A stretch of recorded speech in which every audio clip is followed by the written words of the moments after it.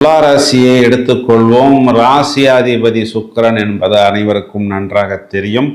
ராசியில் சூரியன் என்ற கிரகம் இங்கு நீசமடைகிறது. இப்போ ரிஷபராசிக்கும் அதிபதி சுக்கிரன் தான், துளாராசிக்கும் அதிபதி சுக்கிரன் தான். ஆனால் ரிஷபராசிக்கு இருக்கக்கூடிய அந்த ஒரு ஹாப்பினஸோ இல்லை ஒரு ஜாலியாக இருப்பதோ அல்லது ஒரு பரபரப்பாக இருக்க வேண்டிய ஒரு சூழ்நிலை, பலவிதமான உல்லாசங்களை அனுபவிக்க வேண்டிய ஒரு சூழ்நிலை அப்படிங்கிறது துளாராசிக்கு மறுக்கப்படுகிறது. ஏன் சார் துளாராசி மேலே உங்களுக்கு ஏதாவது கோபமா அப்படின்லாம் கேட்காதீர்கள். இங்கு துளாராசியில் சாட்டர்ன் என்ற கிரகம் உச்சம் அடைகிறது.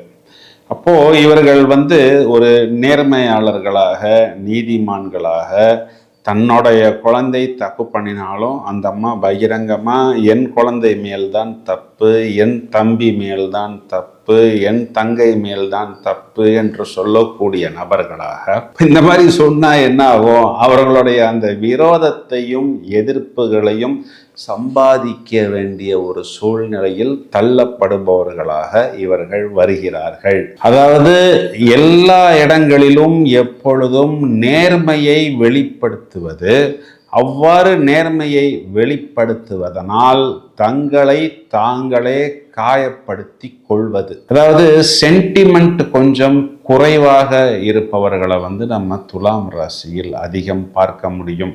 ஏனென்றால் இங்கு சனி என்ற கிரகம் உச்சமடைவதனால் அதன் சுபாவங்கள் இவர்களிடம் காணப்படும். இந்த சனி என்ற கிரகம் உச்சமடைவது என்பது இவர்களுக்கு பொதுவாகவே நடக்க வேண்டிய விஷயங்கள் என்பது அந்த நடக்க வேண்டிய வயதில் நடக்காமல் கொஞ்சம் தள்ளப்பட்டு கொஞ்சம் டிலே ஆகி இந்த விஷயம் இனி நமக்கு நடக்கும் என்ற நம்பிக்கையே இல்லாத ஒரு சூழ்நிலையில் அந்த விஷயம் இவர்களுக்கு நடக்கும். ஆனால் மக்களை சென்றடையக்கூடிய கிரகம் அப்படிங்கிறது இந்த சனி என்ற கிரகம்.